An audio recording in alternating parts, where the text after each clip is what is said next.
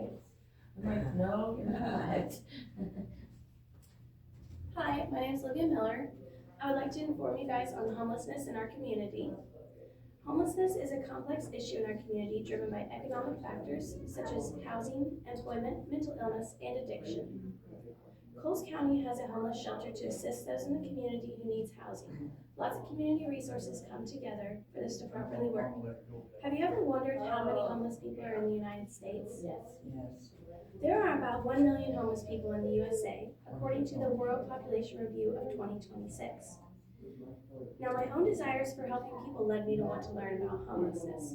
I've discovered that there are more homeless out there than I ever could have imagined. Today, I would like to share information on homelessness with you. Homelessness is having no housing, no permanent residency, living in a motel, or doubling up with family and friends due to not having anywhere to stay. Now, here's a little history on the shelter in Mattoon. It is called The Haven. In 2001, the homeless shelter in Mattoon, Illinois opened to address homelessness in the community. It was called PADS then, and then they named it Haven, according to the Haven's webpage.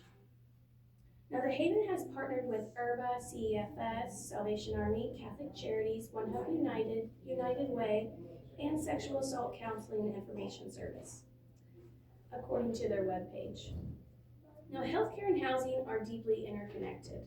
The relationship between the two individuals affects individuals' well-being. According to the CDC, the Center of Disease Control and Prevention website, 40% of homeless people are living in unsheltered locations such as cars or outside.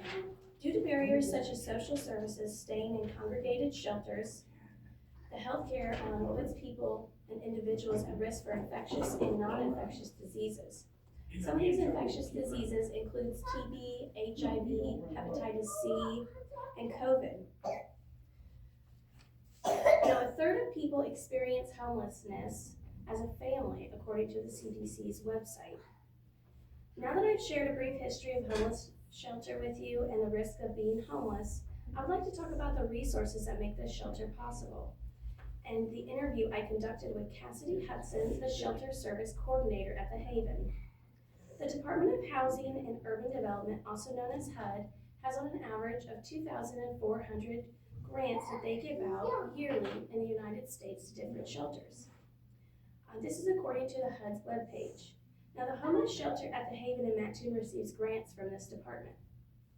Cassidy Hudson, the Shelter Service Coordinator, said that this is how they pay their utilities and they pay the staff. Cassidy also shared with me that she has been employed there for 6 months and has a degree in sociology and social work. Now, The Haven has 14 beds for males and 7 for females and 2 family rooms. They received diversion grants that help the homeless get their first month's rent deposit. Now, these diversion grants come from government agencies such as the HUD. They've recently sheltered and rehomed 6 people. Now, people from outside the Troy County area are allowed to stay for up to 3 nights. Anyone within the county and the Troy County area can have up to 60 days with extensions allowed. Now, they meet with the board monthly and they make these decisions. They recently changed the out-of-town rules so they can help more locals. Donations from the community area are tremendous help in running this facility. The local Chick-fil-A donates every Tuesday and Thursday all their leftover food to The Haven. Now, there's a donation drop box outside the shelter by the main entrance for anybody to drop off clothes or necessities. Cassidy also mentioned that since they are partnered with Salvation Army, that they send people who are staying there over to the Salvation Army for work. Now, the shelter does require a few rules. They have to do chores. They have a day program. It is a mandatory program for them that keeps them busy and productive. This program includes Lakeland College nursing students who come in, they cook dinner, and they teach them something new. They also run a soup kitchen, and that is for everybody, not just people in the shelter. It's for everybody in the community. That runs for lunch every day from 12 to 1 or dinner 6 to 7. They just come up, ring the buzzard, and they'll give them meals to go.